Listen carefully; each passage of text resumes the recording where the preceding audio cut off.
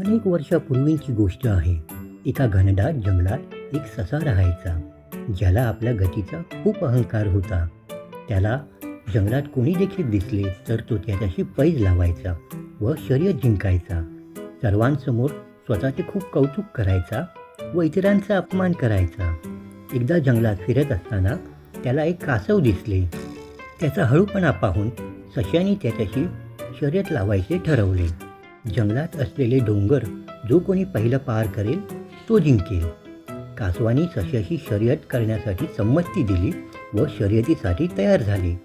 जंगलातील सर्व प्राणी ससा आणि कासवाची शर्यत पाहण्यासाठी जमा झाले. शर्यत सुरू होताच कासव ससा पळायला लागला व कासव मात्र हळूहळू चालत होते.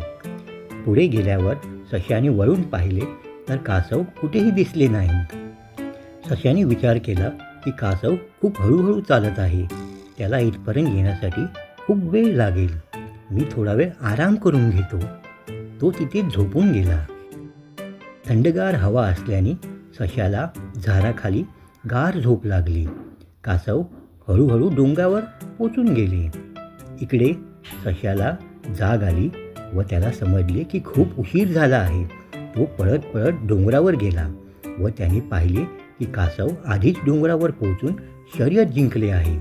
कासव शर्यत जिंकले म्हणून सर्व प्राण्यांनी टाळ्या वाजवल्या व त्याचे खूप कौतुक केले.